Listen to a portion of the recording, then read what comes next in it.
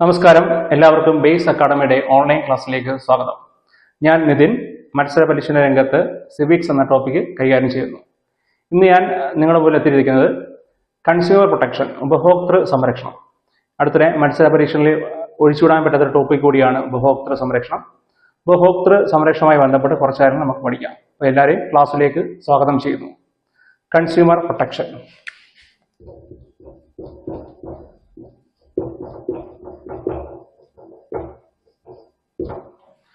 ഉപഭോക്തൃ സംരക്ഷണം. ഉപഭോക്തൃ സംരക്ഷണവുമായി ബന്ധപ്പെട്ട് നമുക്ക് പ്രധാനമായിട്ടും ഫോക്കസ് ചെയ്യേണ്ടത് പുതിയൊരു ആക്ട് ആണ്, കൺസ്യൂമർ പ്രൊട്ടക്ഷൻ ആക്ട് 2019. അതിന്റെ ചുരുക്കരൂപമാണ് COPRA 2019. 1986 നിലവിൽ വന്ന ഉപഭോക്തൃ സംരക്ഷണ നിയമത്തിന് പകരമായി പാർലമെന്റ് 2019 പാസ്സാക്കിയ ആക്ട് ആണ് കൺസ്യൂമർ പ്രൊട്ടക്ഷൻ ആക്ട് 2019. അപ്പം കൺസ്യൂമർ പ്രൊട്ടക്ഷൻ ആക്ടിലോട്ട് പോകുന്നതിന് മുന്നോടിയായിട്ട് കുറച്ച് ഈ ടോപ്പിക്കുമായിട്ട് ബന്ധപ്പെട്ട കുറച്ച് ബേസിക് ഫാക്റ്റുകൾ നമുക്ക് പരിചയപ്പെടാം. നമുക്ക് ആദ്യം അറിഞ്ഞിരിക്കേണ്ടത് ഈ കൺസ്യൂമർ പ്രൊട്ടക്ഷൻ, ഉപഭോക്തൃ സംരക്ഷണവുമായി ബന്ധപ്പെട്ട് 2 ദിനങ്ങളാണ്. ഒന്ന് മാർച്ച് 15, അടുത്തത് ഡിസംബർ 24. മാർച്ച് 15ന്റെ പ്രത്യേകത ലോക ഉപഭോക്തൃ അവകാശ ദിനം, world consumer rights day. December 24 ഇന്ത്യയിൽ മാത്രമുള്ള ദിനമാണ്, ദേശീയ ഉപഭോക്തൃ അവകാശ ദിനം, നാഷണൽ കൺസ്യൂമർ റൈറ്റ്സ് ഡേ. ശ്രദ്ധിക്കുക, ഈ മാർച്ച് 15 ലോക ഉപഭോക്തൃ അവകാശ ദിനമായി ആചരിക്കാനുള്ള കാരണം ജോൺ എഫ് കെന്നഡിയുടെ പ്രസംഗമാണ്. മുൻ അമേരിക്കൻ പ്രസിഡന്റ് ആയിരുന്ന ജോൺ എഫ് കെന്നഡി ഉപഭോക്തൃ അവകാശങ്ങളെക്കുറിച്ച് 1962 മാർച്ച് 15 ഒരു പ്രസംഗം നടത്തി. ഈ പ്രസംഗം അറിയപ്പെടുന്നത് കൺസ്യൂമർ ബിൽ ഓഫ് റൈറ്റ്സ്, പിന്നീട് അറിയപ്പെട്ടു കൺസ്യൂമർ ബിൽ ഓഫ് റൈറ്റ്സ്. പ്രസംഗം നടന്ന ഡേറ്റ് ആണ് 1962 മാർച്ച് 15. അവരുടെ പ്രസംഗമാണ് ജോൺ എഫ് കെന്നഡി. അപ്പൊ ജോൺ എഫ് കെന്നഡിയുടെ പ്രസംഗത്തിന്റെ ഓർമ്മയ്ക്കായിട്ടാണ് എല്ലാ വർഷവും മാർച്ച് 15 ലോക ഉപഭോക്തൃ അവകാശ ദിനമായി ആചരിക്കുന്നത്. നമുക്കറിയാം, പ്രധാനപ്പെട്ട എല്ലാ ദിനങ്ങൾക്കും പ്രമേയങ്ങളുണ്ട്, തീംസ് ഉണ്ട്.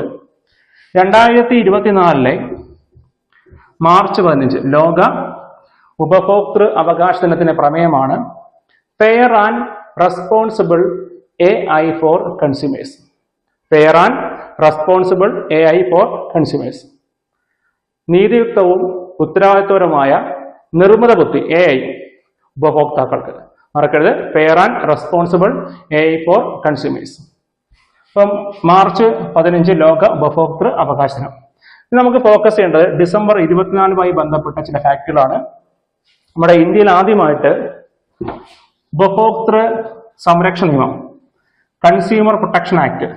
ഈ കൺസ്യൂമർ പ്രൊട്ടക്ഷൻ ആക്ടിന്റെ ചുരുക്കരൂപമാണ് +2 പ്രിലിംസിന് 2020 ചോദിച്ചാണ് COPRA, കൊപ്ര. കൊപ്ര എന്തിന് ചുരുക്കരൂപമാണ്? Consumer protection act.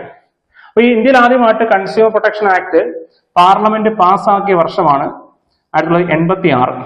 1986 പാസ്സാക്കിയ ഈ നിയമം നിലവിൽ വന്നത് 1986 ഡിസംബർ 24.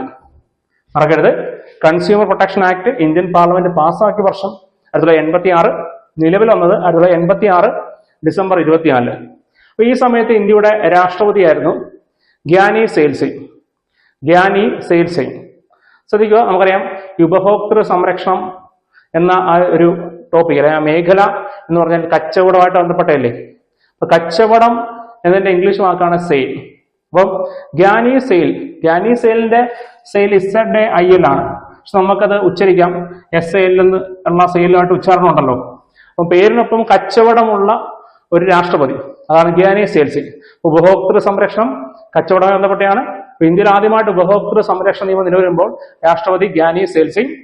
മറക്കരുത്, ഇനി ആ സമയത്തെ പ്രധാനമന്ത്രി രാജീവ് ഗാന്ധി. പ്രസിഡന്റ് ഗ്യാനി സെയിൽ സിംഗ്, പ്രധാനമന്ത്രി രാജീവ് ഗാന്ധി. നമ്മൾ ഇതുവരെ ഡിസ്കസ് ചെയ്തത് കൺസ്യൂമർ പ്രൊട്ടക്ഷൻ ആക്ടുമായിട്ട് ബന്ധപ്പെട്ട കുറച്ച് ബേസിക് ഫാക്ട്സുകളാണ്. ബേസിക് ഫാക്ട്സും അഡ്വാൻസ് ലെവലിലുള്ള ഫാക്ട്സും നമുക്ക് പഠിക്കേണ്ട ആവശ്യമുണ്ട്. നമുക്കിനി നമ്മുടെ ഏറ്റവും പുതിയ നിയമമായിട്ടുള്ള കൺസ്യൂമർ പ്രൊട്ടക്ഷൻ ആക്ട് 2019, അതുമായി ബന്ധപ്പെട്ട് കുറച്ച് കാര്യങ്ങൾ ഡിസ്കസ് ചെയ്യാം. അപ്പൊ ഇന്ത്യയിൽ ആദ്യമായിട്ട് പാസ്സാക്കിയ നിയമമാണ് 86 കൺസ്യൂമർ പ്രൊട്ടക്ഷൻ ആക്ട്. അതിന്റെ ചുരുക്കരൂപമാണ് COPRA 1986. ഏറ്റവും പുതിയതായിട്ട് വന്ന നിയമത്തിന്റെ പേരാണ് COPRA 2019. അപ്പോൾ ശ്രദ്ധിക്കുന്ന കാര്യം, ഈ പഴയ നിയമം 86 നിയമം പാസ്സാക്കിയതും അത് നിലവിൽ വന്നതും സെയിം വർഷമാണ്. 86 ഫുൾ ഡേറ്റ് ചോദിക്കുകയാണെങ്കിൽ 86 ഡിസംബർ 24. പക്ഷെ ഏറ്റവും പുതിയ നിയമമായ 2019 നിയമം, കാര്യം പഴയ നിയമം ഇപ്പോൾ ഇല്ല, പഴയ നിയമം അമെൻഡ് ചെയ്തതല്ല, അത് എടുത്തു കളഞ്ഞാണ്.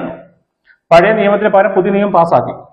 പുതിയ നിയമം പാസ്സാക്കിയ വർഷം 2019 ആണ്. പക്ഷെ നിലവിൽ വന്നത് 2020 ജൂലൈ 20.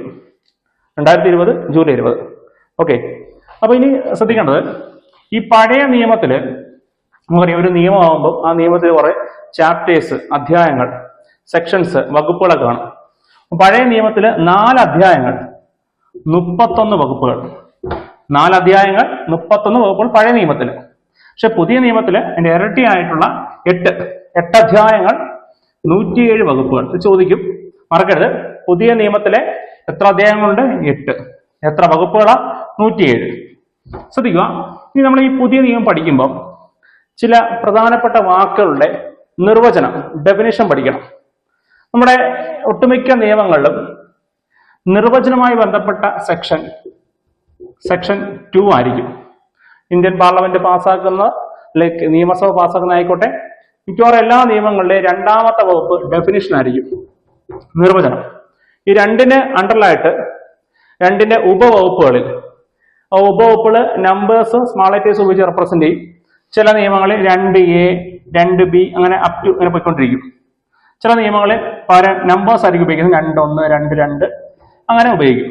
അങ്ങനെ നമ്മുടെ ഈ പുതിയ നിയമത്തില് കൺസ്യൂമർ പ്രൊട്ടക്ഷൻ ആക്ട് 2019 എന്ന പുതിയ നിയമത്തില് 2ന്റെ ഉപവകുപ്പുകൾ നമ്പേഴ്സ് ആണ്. 2:1 മുതൽ 2:47 വരെ. 2-1 മുതൽ 47 ഉപവകുപ്പുകളുണ്ട്. 47 വാക്കുകളെ ഈ നിയമത്തിൽ ഡിഫൈൻ ചെയ്യുന്നു. ഓക്കെ, മറക്കല്ല്. ഏറ്റവും പുതിയ ഉപഭോക്തൃ സംരക്ഷണ നിയമത്തിലെ 107 വകുപ്പുകൾ. എന്നാൽ ഈ നിയമത്തിലെ 2ാമത്തെ വകുപ്പ് പ്രധാനപ്പെട്ട നിർവചനങ്ങളാണ്. 2 എന്ന വകുപ്പിനുള്ളിലായിട്ട് 2:1 മുതൽ 2:47 വരെ എന്തുണ്ട്? ഉപവകുപ്പുകളുണ്ട്, സബ്സെക്ഷൻസ് ഉണ്ട്. അതായത് ഏറ്റവും എടുത്തു പഠിക്കേണ്ട ഒരു ഉപവകുപ്പാണ് കൺസ്യൂമർ. കൺസ്യൂമറിന്റെ ഡെഫിനിഷൻ, കൺസ്യൂമർ ആരാണ് എന്നുള്ളതിന്റെ ഡെഫിനിഷൻ. അപ്പൊ ഏറ്റവും പുതിയ നിയമത്തില് ഉപഭോക്താവിനെ നിർവചിക്കുന്ന വകുപ്പാണ് 2(7) സെക്ഷൻ 2(7). അപ്പൊ ഈ ഉപഭോക്താവ് എന്ന വാക്കിന്റെ നിർവചനം, നമ്മുടെ നോർമൽ ലൈഫിൽ ഉപഭോക്താവ് എന്ന് വെച്ചാൽ ഉപഭോഗം ചെയ്യുന്ന ആളെന്നാണ്. എന്നാൽ നമ്മുടെ ഏറ്റവും പുതിയ നിയമത്തിന് അണ്ടറിൽ ഉപഭോക്താവിന് വ്യക്തമായ നിർവചനമുണ്ട്. ആ നിർവചിക്കുന്ന സെക്ഷനാണ് സെക്ഷൻ 2(7). അപ്പൊ സെക്ഷൻ 2(7) പ്രകാരം ഉപഭോക്താവിന്റെ നിർവചനം ഇങ്ങനെയാണ്: പണം കൊടുത്തോ, കൊടുക്കാവുന്ന കരാറല്ലോ, ഭാഗികമായി പണം കൊടുത്തോ, ഏതെങ്കിലും സാധനമോ സേവനമോ ഓൺലൈനായോ ഓഫ്ലൈനായോ വാങ്ങി ഉപയോഗിക്കുന്ന വ്യക്തിയാണ് ഉപഭോക്താവ്. നിയമത്തിൽ നോക്കുമ്പോൾ ഒരു വലിയ ഡെഫിനേഷൻ ആണ്, അത് നമ്മൾ ചുരുക്കി പഠിക്കാം. പണം കൊടുത്തോ, ഉപഭോക്താവിന്റെ നിർവചനം ഇങ്ങനെയാണ്: പണം കൊടുത്തോ, കൊടുക്കാവുന്ന കരാറല്ലോ, ഭാഗികമായി പണം കൊടുത്തോ, ഏതെങ്കിലും സാധനമോ സേവനമോ ഓൺലൈനായോ ഓഫ്ലൈനായോ വാങ്ങി ഉപയോഗിക്കുന്ന വ്യക്തിയാണ് ഉപഭോക്താവ്. നമുക്കറിയാം, പ്രധാനമായിട്ടും ഉപഭോക്താക്കൾ വാങ്ങുന്ന എന്താണ്? ഒരു സാധനം അല്ലെങ്കിൽ ഒരു സേവനം. അത് ഓൺലൈനായിട്ട് വാങ്ങാൻ ഇപ്പോൾ അവസരങ്ങളുണ്ട്. ഫ്ലിപ്കാർട്ട്, ആമസോൺ മുതലായ സൈറ്റുകളുണ്ടല്ലോ. അപ്പോൾ ഓൺലൈനായും ഓഫ്ലൈനായും വാങ്ങും. ഏറ്റവും പഴയ നിയമപ്രകാരം ഈ ഓൺലൈൻ വിപണനവുമായി ബന്ധപ്പെട്ട വ്യവസ്ഥകളൊന്നുമില്ലായിരുന്നു. അതിനൊക്കെ വേണ്ടിയിട്ടാണ് പുതിയ നിയമം പാസ്സാക്കിയത്. പുതിയ നിയമപ്രകാരം ഓൺലൈനായി വാങ്ങുന്ന ആളും ഓഫ്ലൈനായി വാങ്ങുന്ന ആളും ഉപഭോക്താവാണ്. അത് ഉപഭോഗം ചെയ്യുകയും വേണം. ഇനി ശ്രദ്ധിക്കുക, നമ്മുടെ ഏറ്റവും പുതിയ നിയമത്തില് ഉപഭോക്താവ് അല്ലാത്തതാരെന്ന് പറഞ്ഞുകൊണ്ട് ആരാണ് ഉപഭോക്താവെന്ന് ഒപ്പം തന്നെ ആരൊക്കെ അല്ല ഉപഭോക്താവെന്ന്. ഉപഭോക്താവ് അല്ലാത്ത ആരെന്ന് എടുത്തു പറഞ്ഞ ആളുകളാണ് പുനർവിൽപ്പനയ്ക്കായി സാധനങ്ങളോ സേവനങ്ങളോ വാങ്ങുന്ന വ്യക്തികൾ. അവരെ ഉപഭോക്താവായി പരിഗണിക്കുന്നില്ല. വാണിജ്യ ആവശ്യങ്ങൾക്കായി, ഫോർ കൊമേഴ്ഷ്യൽ പർപ്പസ്, വാണിജ്യ ആവശ്യങ്ങൾക്കായി സാധനങ്ങളോ സേവനങ്ങളോ വാങ്ങുന്ന വ്യക്തികൾ. ഇപ്പൊ എടുത്തു പറഞ്ഞ ആൾക്കാരാണ് പുനർവിൽപ്പനയ്ക്കായി സാധനങ്ങളോ സേവനങ്ങളോ വാങ്ങുന്ന വ്യക്തികൾ, വാണിജ്യ ആവശ്യങ്ങൾക്കായി സാധനങ്ങളോ സേവനങ്ങളോ വാങ്ങുന്ന വ്യക്തികൾ.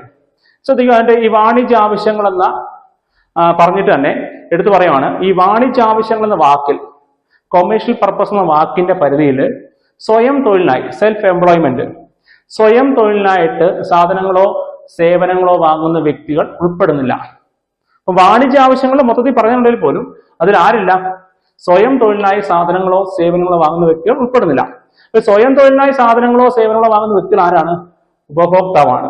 അപ്പൊ നമ്മൾ ആരാണ് ഉപഭോക്താവ് എന്ന് പഠിച്ചു. ഏറ്റവും പുതിയ നിയമത്തിലെ സെക്ഷൻ 2(7) പ്രകാരമുള്ള നിർവചനമാണ് ഉപഭോക്താവ്. ഉപഭോക്താവിനെ പഠിച്ചു. ഇത് നമുക്ക് ഏറ്റവും കൂടുതൽ അറിയേണ്ടത് ഈ ഓരോ ഉപഭോക്താവിനും, ഉപഭോക്തൃ സംരക്ഷണ നിയമപ്രകാരമുള്ള ഓരോ ഉപഭോക്താവിനും ഉപഭോക്തൃ അവകാശങ്ങളുണ്ട്. ഒരു ഇന്ത്യൻ പൗരനിലയ്ക്ക് മൗലികാവകാശമുള്ളതുപോലെ തന്നെ ഏറ്റവും പ്രധാനപ്പെട്ടതാണ് കൺസ്യൂമർ റൈറ്റ്സ്, ഉപഭോക്തൃ അവകാശങ്ങൾ. അപ്പൊ ഇന്ത്യയിലെ ഉപഭോക്താക്കളുടെ ഉപഭോക്തൃ അവകാശങ്ങളെ കുറിച്ച് പരാമർശിക്കുന്നത് ഉപഭോക്തൃ സംരക്ഷണ നിയമത്തിലാണ്. ഏറ്റവും പുതിയ നിയമത്തില് ഉപഭോക്തൃ അവകാശങ്ങളെ ഡിഫൈൻ ചെയ്യുന്ന സെക്ഷനാണ് 2(9). സെക്ഷൻ 2(9). 2(7) കൺസ്യൂമറിനെ ഡിഫൈൻ ചെയ്യുന്നു, 2(9) കൺസ്യൂമർ റൈറ്റ്സിനെ ഡിഫൈൻ ചെയ്യുന്നു. ഓക്കെ, അപ്പോൾ ശ്രദ്ധിക്കുക, നമ്മുടെ 1986 ഉപഭോക്തൃ സംരക്ഷണ നിയമപ്രകാരം കൺസ്യൂമർ റൈറ്റ്സ് ഉണ്ടായിരുന്നു. അപ്പോൾ ആ കൺസ്യൂമർ റൈറ്റ്സിന്റെ എണ്ണം 6 ആയിരുന്നു. ഏറ്റവും പുതിയ നിയമപ്രകാരം കൺസ്യൂമർ റൈറ്റ്സിന്റെ എണ്ണം 6 ആണ്. ഇപ്പൊ ചെറിയ വ്യത്യാസം വന്നാൽ പഴയ നിയമപ്രകാരമുള്ള 6 കൺസ്യൂമർ റൈറ്റ്സിലെ 6 വാക്കുകൾ അതേപടിയല്ല പുതിയ നിയമത്തിലുള്ളത്. ചെറിയ വ്യത്യാസമുണ്ട്, വാക്കുകളിൽ ചെറിയ വ്യത്യാസമുണ്ട്. പക്ഷെ ആശയപരമായിട്ട് ഒരേ അർത്ഥമാണെങ്കിൽ പോലും വാക്കുകളിൽ ചില വ്യത്യാസമുണ്ട്. അപ്പൊ ഏറ്റവും പഴയ കൺസ്യൂമർ റൈറ്റ്സ് ഒന്ന് പറയാം, അതിന്റെ ഇംഗ്ലീഷ് ടൈംസ് പറയാം, പിന്നീട് മലയാളം പറയാം. First one, right to safety, സുരക്ഷിതത്വമുള്ള അവകാശം. അടുത്ത റൈറ്റ് ടു ബി ഇൻഫോംഡ്, അറിയാനുള്ള അവകാശം. റൈറ്റ് ടു ചൂസ്, തിരഞ്ഞെടുക്കാനുള്ള അവകാശം. റൈറ്റ് ടു ബി ഹേർഡ്, കേൾക്കപ്പെടാൻ അല്ലെങ്കിൽ പ്രാതിനിധ്യത്തിലുള്ള അവകാശം. റൈറ്റ് ടു സീക്ക് റിഡ്രസൽ, പരിഹാരം തേടാനുള്ള അവകാശം. റൈറ്റ് ടു കൺസ്യൂമർ എഡ്യൂക്കേഷൻ, ഉപഭോക്തൃ വിദ്യാഭ്യാസമുള്ള അവകാശം. അപ്പൊ ഈ 6 6 കൺസ്യൂമർ റൈറ്റ്സ്. മറക്കരുത്. നമ്പർ 1, റൈറ്റ് ടു സേഫ്റ്റി, സുരക്ഷിതത്വമുള്ള അവകാശം. Number 2, right to be informed, അറിയാനുള്ള അവകാശം. നമ്പർ 3, റൈറ്റ് ടു ചൂസ്, തിരഞ്ഞെടുക്കാനുള്ള അവകാശം. Number 4, right to be heard, കേൾക്കപ്പെടാൻ അല്ലെങ്കിൽ പ്രാതിനിധ്യത്തിലുള്ള അവകാശം. Number 5, right to seek redressal, പരിഹാരം തേടാനുള്ള അവകാശം. Number 6, right to consumer education, ഉപഭോക്തൃ വിദ്യാഭ്യാസമുള്ള അവകാശം. അപ്പൊ ഇത് പഴയ നിയമത്തിലെ 6 വാക്കുകളായിരുന്നു. അപ്പൊ പുതിയ നിയമം വന്നപ്പം ചെറിയ വ്യത്യാസങ്ങൾ വന്നു വാക്കുകളിൽ. ഈ 6 വാക്കുകളിൽ 3 വാക്കുകൾ മാറി. പക്ഷെ ആശയപരമായിട്ട് ഒരർത്ഥമാണ്, പക്ഷെ 3 വാക്കുകൾ മാറി. നമുക്കറിയാം, നമ്പർ 1, റൈറ്റ് ടു സേഫ്റ്റി, പഴയ നിയമപ്രകാരം. അപ്പൊ റൈറ്റ് ടു സേഫ്റ്റി എന്നതിന് പകരമായിട്ട് ഇപ്പോൾ ഉപയോഗിക്കുന്നത് right to be protected. Right to be protected, സംരക്ഷിക്കപ്പെടാനുള്ള അവകാശം അല്ലെങ്കിൽ സ്വയം പരിരക്ഷിക്കാനുള്ള അവകാശം എന്ന് മലയാളത്തിൽ പറയാം. ഇനി ശ്രദ്ധിക്കുക, റൈറ്റ് ടു ബി ഇൻഫോംഡ്, ഒരു മാറ്റവുമില്ല, പുതിയ നിയമപ്രകാരം റൈറ്റ് ടു ബി ഇൻഫോംഡ് ആണ്. ഇനി right to choose, right to choose എന്നതിന് പകരമായിട്ട് ഇപ്പോൾ ഉപയോഗിക്കുന്നത്, ഏറ്റവും പുതിയ നിയമത്തിൽ ഉപയോഗിക്കുന്നത് right to be assured. Right to be assured, മത്സരാധിഷ്ഠിത പ്രൈസിൽ, വിലയിൽ സേവനങ്ങളും ഉൽപ്പന്നങ്ങളും സേവനങ്ങളും ഒക്കെ ഉറപ്പുവരുത്താനുള്ള ഒരു ഉപഭോക്താവിന്റെ അവകാശമായിട്ടാണ് കണക്കാക്കുന്നത്. Right to be assured. Number 4, ഒരു മാറ്റമില്ല, right to be heard. Number 5, right to seek redressal. പഴയ കണക്ക് തന്നെയാണ്, പഴയ പേര് തന്നെയാണ് ഇപ്പോഴും ഉപയോഗിച്ചിരിക്കുന്നത്. ഇനി PS ഓൾറെഡി ചോദിച്ചൊരു ക്വസ്റ്റ്യൻ ആണ്, ഒരു ഡിഗ്രി എക്സാമിന് ചോദിച്ചതാണ്. ഈ ക്വസ്റ്റ്യൻ അത് ഉൾപ്പെടുത്തിയ ഒരു ഓപ്ഷൻ കൂടിയാണ് കേട്ടോ. Right to consumer education. Right to consumer education എന്ന വാക്കിന് പകരമായിട്ട് ഏറ്റവും പുതിയതായിട്ട് ഉപയോഗിച്ചിരിക്കുന്നത് റൈറ്റ് ടു കൺസ്യൂമർ അവയർനെസ് ആണ്. ഉപഭോക്തൃ അവബോധനത്തിനുള്ള അവകാശം. ഉപഭോക്തൃ അവബോധനത്തിനുള്ള അവകാശം. അപ്പോൾ ചെറിയ ഒരു ശ്രദ്ധ വേണം. ഏറ്റവും പുതിയ നിയമപ്രകാരം വാക്കുകൾ മാറിയിട്ടുണ്ട്. ഒരു ഡിഗ്രി ലെവൽ എക്സാമുകളിൽ ചിലപ്പോൾ ഈ വാക്കുകൾക്ക് പ്രാധാന്യം കൊടുക്കും. അപ്പൊ ഏറ്റവും പുതിയ വാക്കുകൾ ഓർഡറിൽ പറയാം. റൈറ്റ് ടു ബി പ്രൊട്ടക്റ്റഡ്, സ്വയം സംരക്ഷിക്കാനുള്ള അവകാശം അല്ലെങ്കിൽ സ്വയം പരിരക്ഷിക്കാനുള്ള അവകാശം. റൈറ്റ് ടു ബി ഇൻഫോംഡ്, അറിയാനുള്ള അവകാശം. റൈറ്റ് ടു ബി അഷ്വേർഡ്, മത്സരാധിഷ്ഠിത വിലയിൽ ഉൽപ്പന്നങ്ങളും സേവനങ്ങളും ഉറപ്പാക്കാനുള്ള അവകാശം. റൈറ്റ് ടു ബി ഹേർഡ്, കേൾക്കപ്പെടാൻ അല്ലെങ്കിൽ പ്രാതിനിധ്യത്തിലുള്ള അവകാശം. റൈറ്റ് ടു സീക്ക് റിഡ്രസൽ, പരിഹാരം തേടാനുള്ള അവകാശം.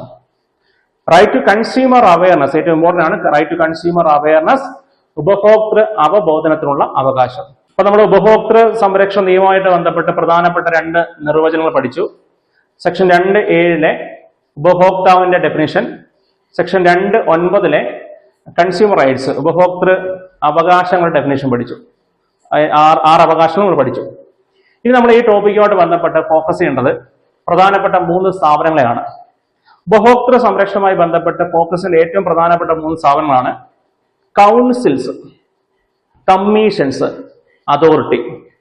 കൗൺസിലുകളും കമ്മീഷനുകളും പഴയ നിയമപ്രകാരം സ്ഥാപിതമായ സ്ഥാപനങ്ങളാണ്. ഇപ്പൊ നിലവിൽ അത് പ്രവർത്തിക്കുന്നത് പുതിയ നിയമപ്രകാരമാണ്. എന്നാൽ അതോറിറ്റി ഏറ്റവും പുതിയ സ്ഥാപനമാണ്. ഇന്ത്യയിൽ അങ്ങനെ ഒരു അതോറിറ്റി ഇല്ലായിരുന്നു ഉപഭോക്തൃ സംരക്ഷണവുമായി ബന്ധപ്പെട്ട്. അങ്ങനെ അതോറിറ്റി സ്ഥാപിതമായത് ഏറ്റവും പുതിയ നിയമപ്രകാരമാണ്.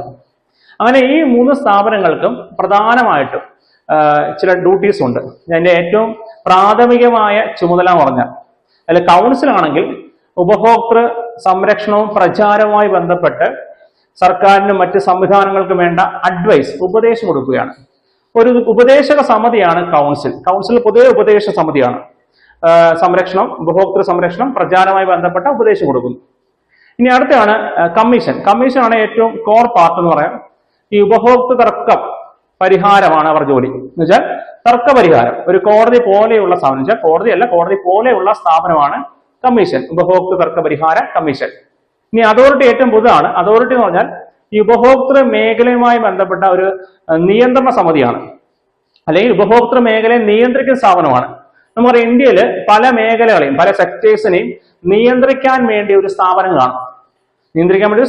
നമുക്കറിയാം ഇൻഷുറൻസ് മേഖലയെ IRD റെഗുലേറ്റ് ചെയ്യുന്നു, ബാങ്കിങ് മേഖലയെ RBI റെഗുലേറ്റ് ചെയ്യുന്നു, സ്റ്റോക്ക് എക്സ്ചേഞ്ചിലെ SEBI റെഗുലേറ്റ് ചെയ്യുന്നു, ടെലികോം മേഖലയെ TRAI റെഗുലേറ്റ് ചെയ്യുന്നു. അങ്ങനെ കൺസ്യൂമർ മേഖലയെ മൊത്തത്തിൽ നിയന്ത്രിക്കാൻ വേണ്ടി സ്ഥാപിക്കപ്പെട്ട ഏറ്റവും പുതിയ സ്ഥാപനമാണ് കേന്ദ്ര ഉപഭോക്തൃ സംരക്ഷണ അതോറിറ്റി.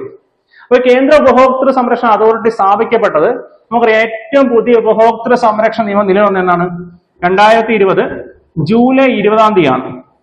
അപ്പൊ ഏറ്റവും പുതിയ ഉപഭോക്തൃ സംരക്ഷണ നിയമം നിലവിൽ വന്ന് 4 ദിവസം കഴിഞ്ഞപ്പോൾ 2020 ജൂലൈ 24-ാം തീയതിയാണ് ഇന്ത്യയിൽ CCPA, central consumer protection authority സ്ഥാപിക്കപ്പെട്ടത്. മറക്കരുത്. അപ്പൊ ഈ ഉപഭോക്തൃ സംരക്ഷണവുമായി ബന്ധപ്പെട്ട് പഠിക്കേണ്ട പ്രധാനപ്പെട്ട 3 സ്ഥാപനങ്ങളാണ് കൗൺസിലുകൾ, കമ്മീഷനുകൾ, അതോറിറ്റി.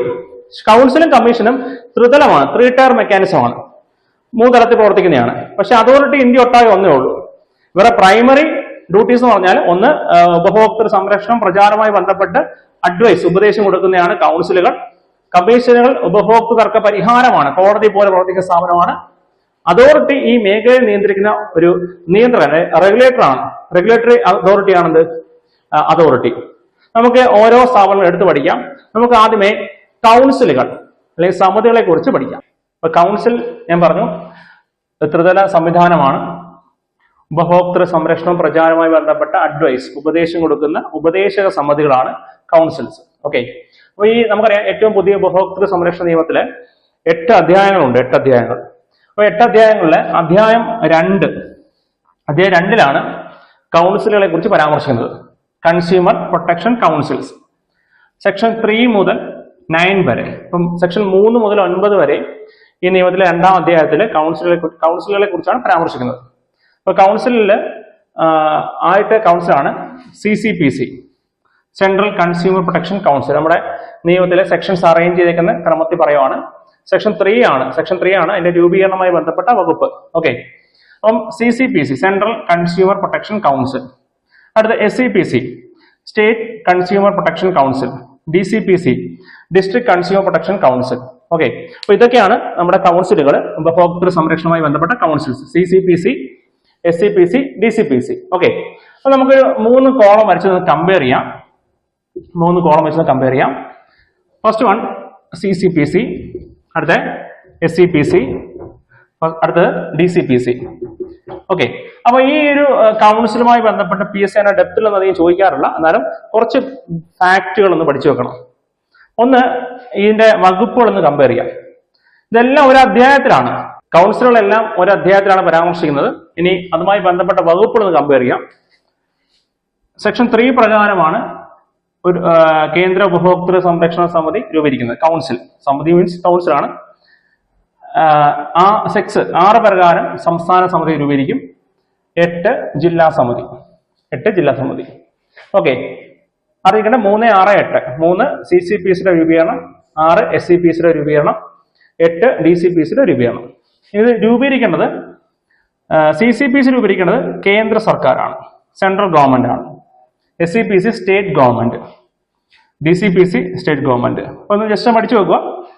കേന്ദ്ര സർക്കാരാണ് CCPC രൂപീകരിക്കേണ്ടത്, SCPC രൂപീകരിക്കേണ്ടത് സ്റ്റേറ്റ് ഗവൺമെന്റ് ആണ്, DCPC സ്റ്റേറ്റ് ഗവൺമെന്റ് ആണ്. പിന്നെ ഇതിന്റെ അധ്യക്ഷന്മാരെന്ന് പഠിച്ചു നോക്കുക.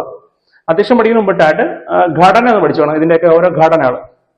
ഒന്ന്, ഒരു ചെയർപേഴ്സണും CCPC രൂപീകരിക്കുമ്പോൾ ഒരു ചെയർപേഴ്സൺ ഉണ്ടായിരിക്കണം. മറ്റ് അംഗങ്ങളുടെ എണ്ണം 35 കവിയാൻ പാടില്ല. ഒരു ചെയർപേഴ്സണും 35 കൂടാതെയുള്ള, നോട്ട് മോർ ദാൻ, അല്ലെങ്കിൽ കവിയാതെയുള്ള അംഗങ്ങളും ഉണ്ടായിരിക്കണം. ഇനി SCPC ആണെങ്കിൽ ഒരു ചെയർപേഴ്സണും 10 കൂടാതെയുള്ള അംഗങ്ങൾ ഉണ്ടായിരിക്കണം. നോട്ട് മോർ ദാൻ 10, 10 കവിയാൻ പാടില്ല. DCPC വ്യക്തമായ ഒരു ഘടന പറയുന്നില്ല, പക്ഷെ അവിടെ ഒരു ചെയർപേഴ്സൺ ഉണ്ടായിരിക്കണം, സർക്കാർ തീരുമാനിക്കുന്ന അത്ര അംഗങ്ങളും ഉണ്ടായിരിക്കണം. വ്യക്തമായ ഒരു ഘടന നിയമത്തിൽ പറയുന്നില്ല. മറക്കരുത്, CCPCയുടെ ഘടന ഒരു ചെയർപേഴ്സണും 35 കൂടാതെയുള്ള അംഗങ്ങളും, SCPC ഒരു ചെയർപേഴ്സണും 10 കൂടാതെയുള്ള അംഗങ്ങളും, DCPC ഒരു ചെയർപേഴ്സണും സർക്കാർ തീരുമാനിക്കുന്ന അത്ര അംഗങ്ങളും ഉണ്ടായിരിക്കണം. ഇനി ഇതിന്റെ എല്ലാം ചെയർപേഴ്സൺമാരെ 2024 ഡിഗ്രി ഡിപ്ലോമസിന് ഒഴിച്ചാണ് കേന്ദ്ര ഉപഭോക്തൃ സംരക്ഷണ സമിതി, സെൻട്രൽ കൺസ്യൂമർ പ്രൊട്ടക്ഷൻ കൗൺസിലിന്റെ അധ്യക്ഷനാരെന്ന് ചോദിച്ചാണ്. ഓക്കെ, അപ്പൊ CCPയുടെ അധ്യക്ഷൻ എപ്പോഴും കേന്ദ്ര ഉപഭോക്തൃകാര്യ മന്ത്രി ആയിരിക്കും, സെൻട്രൽ കൺസ്യൂമർ മിനിസ്റ്റർ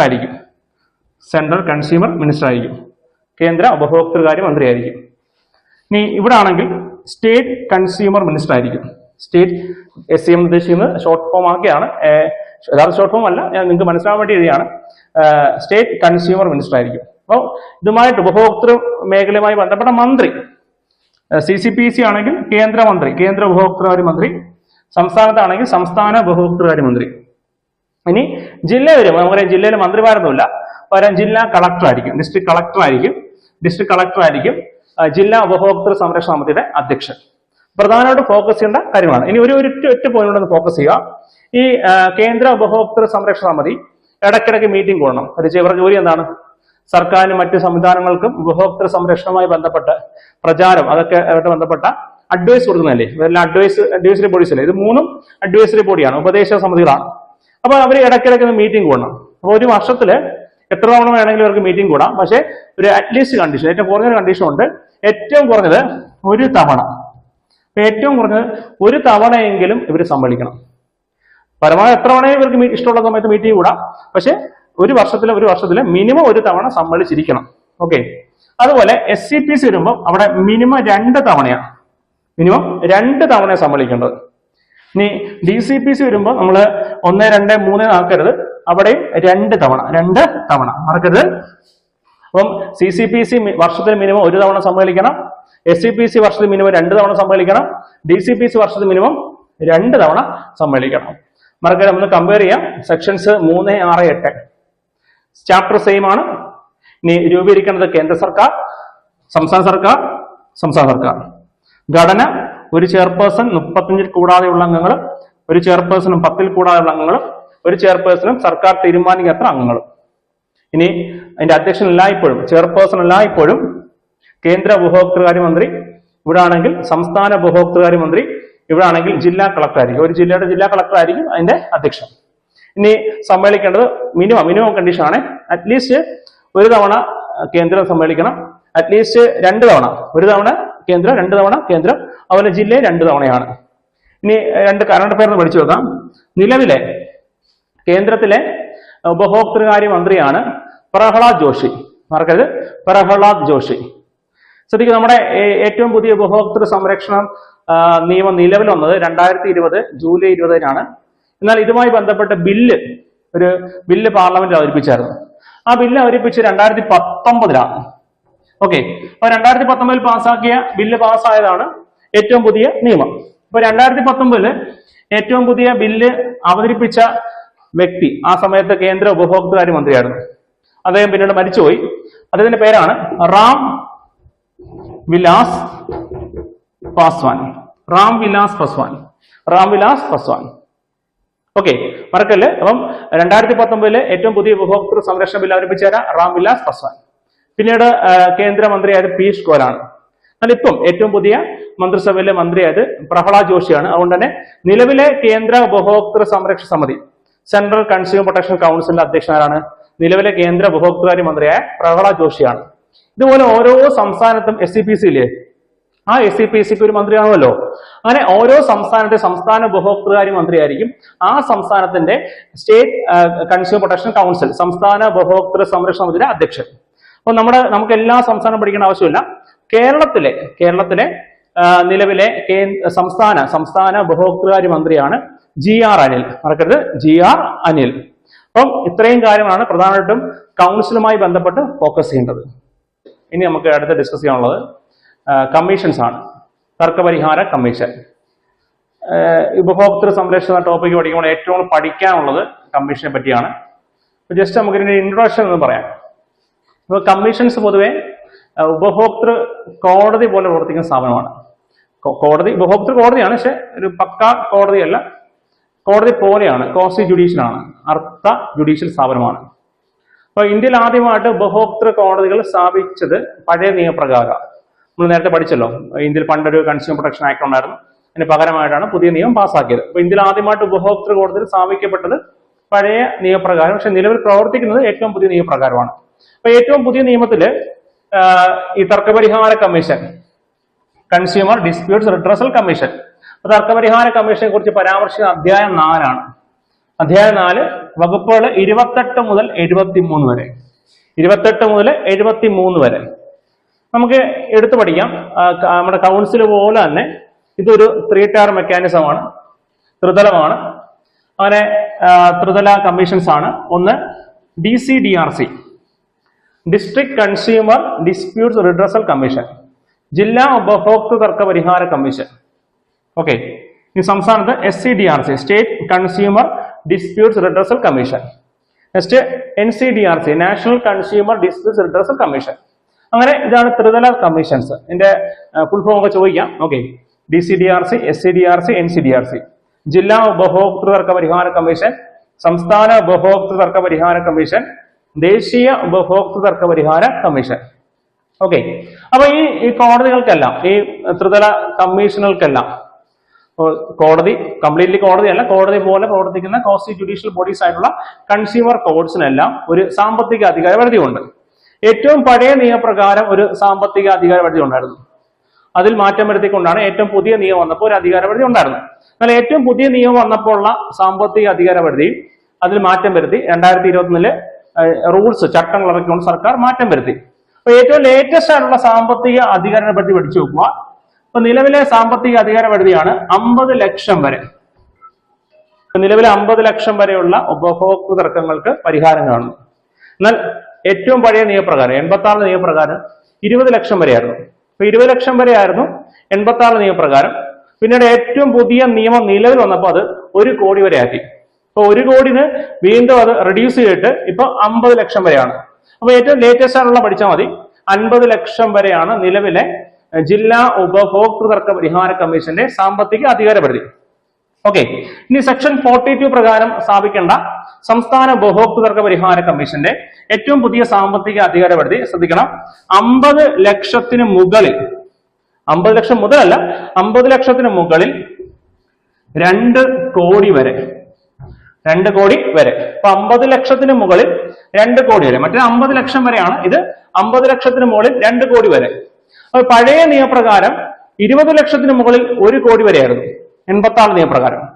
ഏറ്റവും പുതിയ നിയമം നിലവിൽ വന്നപ്പോൾ അത് 1 കോടിക്ക് മുകളിൽ 10 കോടി വരെ ആക്കിയായിരുന്നു. 1 കോടിക്ക് മുകളിൽ 10 കോടി വരെ. അപ്പൊ ഏറ്റവും ലേറ്റസ്റ്റ് വന്ന റൂൾസ് പ്രകാരം വീണ്ടും റെഡ്യൂസ് ചെയ്തത്രാകി 50 ലക്ഷത്തിന് മുകളിൽ 2 കോടി വരെ. ഓക്കെ, ഇനി നമുക്ക് അടുത്ത പഠിക്കാനുള്ളത് സെക്ഷൻ 53 പ്രകാരം സ്ഥാപിക്കേണ്ട NCDRC ആണ്. NCDRC ശ്രദ്ധിക്കുക. ഈ സെക്ഷൻ 28 പ്രകാരം DCDRCയും സെക്ഷൻ 42 പ്രകാരം SCDRC സ്ഥാപിക്കേണ്ടത് സംസ്ഥാന സർക്കാരാണ്. എന്നാൽ സെക്ഷൻ 53 പ്രകാരം NCDRC സ്ഥാപിക്കേണ്ടത് കേന്ദ്ര സർക്കാരാണ്. അപ്പൊ നിലവില് NCDRC, ദേശീയ ഉപഭോക്തൃ തർക്ക പരിഹാര കമ്മീഷന്റെ സാമ്പത്തിക അധികാര പരിധി 2 കോടിക്ക് മുകളിലാണ്. 2 കോടിക്ക് മുകളിലാണ്. അപ്പൊ 2 കോടിക്ക് മുകളിലുള്ള തർക്കങ്ങൾക്ക് പരിഹാരം കാണുന്നത് NCDRC ആണ്. ഓക്കെ, ശ്രദ്ധിക്കണേ, പഴയ നിയമപ്രകാരം 1 കോടിക്ക് മുകളിലായിരുന്നു അധികാരപരിധി. ഏറ്റവും പുതിയ നിയമം നിലവിൽ വന്നപ്പോൾ അത് 10 കോടിക്ക് മുകളിലായി. ഇപ്പൊ ലേറ്റസ്റ്റ് 2 കോടിക്ക് മുകളിലാണ്. 2 കോടിക്ക് മുകളിലാണ്. അപ്പം ഏറ്റവും പുതുക്കിയ, ഏറ്റവും ലേറ്റസ്റ്റ് ആയിട്ടുള്ള സാമ്പത്തിക അധികാരപരിധി പഠിക്കുക. PSC നിരന്തരം ചോദിക്കുന്ന ഒരു മേഖലയാണ് ഉപഭോക്തൃ തർക്ക പരിഹാര കമ്മീഷനുകളും സാമ്പത്തിക അധികാരപരിധികളും. ഓക്കെ, അപ്പം ജില്ലാ ഉപഭോക്തൃ തർക്ക പരിഹാര കമ്മീഷൻ DCDRCയുടെ സാമ്പത്തിക അധികാരപരിധി 2021 മുതൽ 50 ലക്ഷം വരെയാണ്. ഓക്കെ, SCDRCയുടെ സാമ്പത്തിക അധികാരപരിധി 2021 മുതൽ 50 ലക്ഷത്തിന് മുകളിൽ 2 കോടി വരെയാണ്. ഓക്കെ, NCDRC ദേശീയ ഉപഭോക്തൃ തർക്ക പരിഹാര കമ്മീഷന്റെ സാമ്പത്തിക അധികാരപരിധി 2021 മുതൽ 2 കോടിക്ക് മുകളിലാണ്. നമ്മൾ ഉപഭോക്തൃ സംരക്ഷണം എന്ന ടോപ്പിക്കുമായി ബന്ധപ്പെട്ട് കുറച്ച് കാര്യങ്ങൾ പഠിച്ചു. കുറച്ച് ബേസിക് ഫാക്ടുകളും പിന്നീട് കൗൺസിലുകളും കമ്മീഷന്റെ ഇൻട്രൊഡക്ഷനും പഠിച്ചു.